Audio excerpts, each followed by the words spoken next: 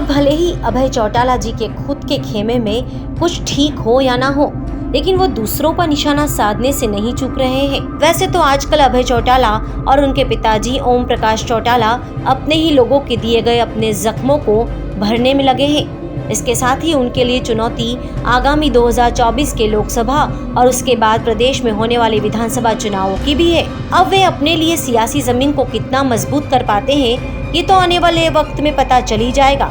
हालांकि उनका प्रदेश में वोटर्स को लुभाने का काम भी जोर शोर से चल ही रहा है, लेकिन फिलहाल तो वो कांग्रेस की गुटबाजी पर बोल रहे हैं। उनका ये कहना है कि जो प्रदेश कांग्रेस अलग अलग धड़ों में बटी हुई है, अगर वो एक मंच पर एक साथ आ जाए तो उनकी सीटें 300 कहीं नहीं गई, वो इतना तो जीत ही लेंगे।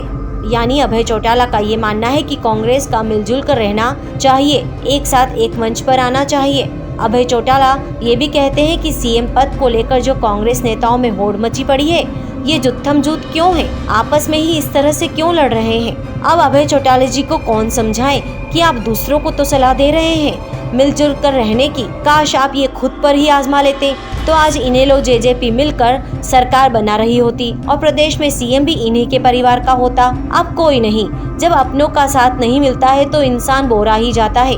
और आजकल वैसे भी चाचा भतीजे में जुबानी जंग चल ही रही है। अभय चौटाला ने कांग्रेस ही नहीं बल्कि बीजेपी पर भी निशाना साधा। उन्होंने बीजेपी को झूठ बोलने में माहिर बता डाला। इसके साथ ही अभय चौटाला का ये भी कहना था कि अगर उनकी पार्टी सत्ता में आती है तो वो यूथ को 21,000 का भत्ता देगी, बेरोजगारी समान भत्ता दिया जाएगा। इसके अलावा इनकी सरकार लोन की तरह युवाओं के लिए पॉलिसी भी बनाएगी। खैर, सत्ता में कौन आएगा ये तो समय के गर्भ में छुपा हुआ है, लेकिन अभय चौटाला जी की दोनों बड़ी पार्टियों को जो सलाह दी गई है वो खुद उन्हें कहां पहुंचाएगी, ये तो आने वाले वक्त में मालूम ही चल जाएगा।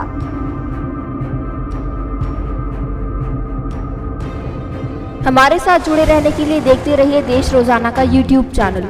सब्सक्राइब कीजिए, साथ ही देश रोजाना की खबरें सबसे पहले देखने के लिए प्रेस कीजिए बेल आइकन।